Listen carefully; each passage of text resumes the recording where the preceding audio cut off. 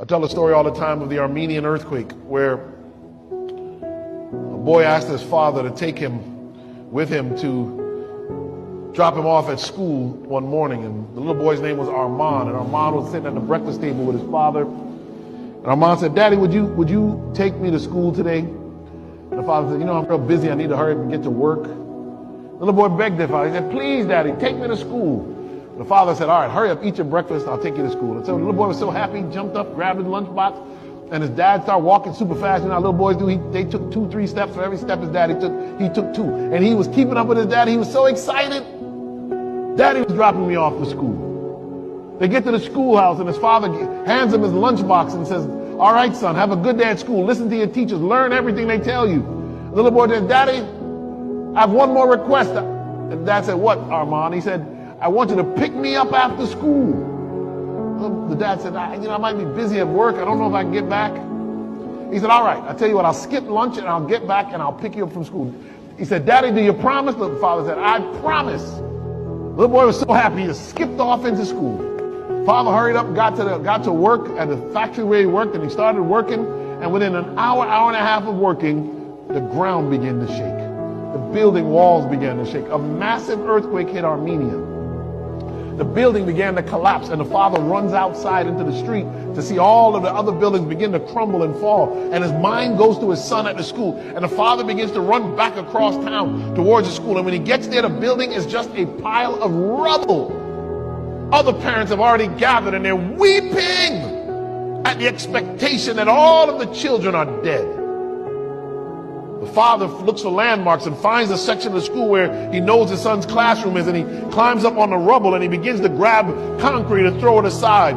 He grabs steel rebar, throw it aside, pieces of glass and throw it aside. The other parents say, "They're all dead. Come down from there. You're wasting your time." The fire rescue people pull up and say, "Sir, we're going to send rescue people in later on and extract the bodies. Get down from there before you hurt yourself." 6 hours later, he's still up there throwing the stuff aside. 8 hours later, he's still there. The police come and say, "Get down." And the man said, "Listen, I'm not getting down." The police can't really do much with him, so they leave him up there. 12 hours later, he's still there. 16 hours later, now he's hungry, thirsty. His hands are bloody. He's weak. He's feeling tired. 20 hours later, he's still there. 24 hours later, no sleep. It's the power of God. He's still in that corner of the building, removing the concrete, the glass, and the iron. 36 hours in, exhausted, famished, thirsty, he picks up a piece of concrete. He throws it to the side. He looks down into a dark pit. The father puts his arm over his mouth and he says, "Armand! Armand!" And a little tiny voice from inside that pit yells back, "Yes, Daddy!"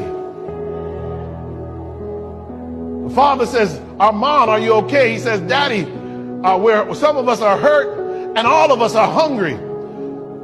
The father said, "Give me your hand, son. I'll pull you out." He said, No, Daddy. You can take my friends out first." He said, "What do you mean?" He said, No, it's all right, Daddy. I told my friends they had nothing to worry about. My daddy promised me he was coming back to get me.